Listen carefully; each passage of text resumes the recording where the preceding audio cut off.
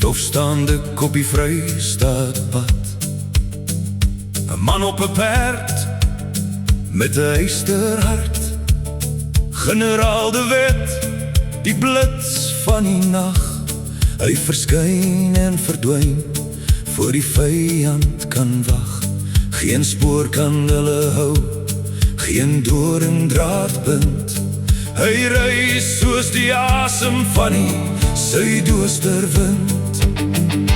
O, die boere-generaals van die Hartlandse sand, hulle veg vir die vryheid, vir volk en vaderland.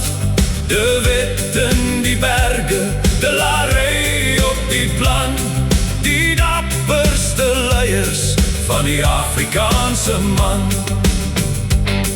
In die weste daar wag die leeuw van die Wes-Transvaal, met oë soos staal en 'n stem van metaal.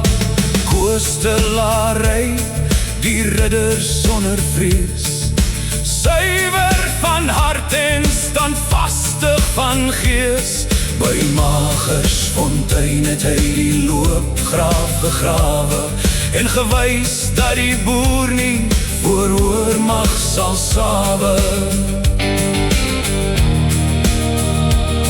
Hulle name is in die klippe gekap, en elke spoor wat hul perde sou trap. Van Sannasbos tot by Tweebogse wal, hulle het geweier om ooit voor die onregte val. Oor die boere-generaals van die Hartlandse sand, hulle veg vir die vryheid, vir volk en vaderland.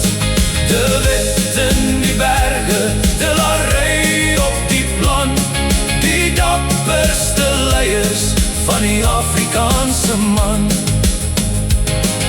Die bittereinderse vure brand laag, maar die echo van galop weer klink nog vandag. De Wet en De Larey, die helde van ouds, hulle harte was dapper, hul dade was goud. O, die boere-generaals van die Hartlandse sand, hulle veg vir die vryheid, vir volk en vaderland. De Wet in die berge, De Larey op die plan, die dapperste leiers van die Afrikaanse man. Die dapperste leiers van die Afrikaanse man.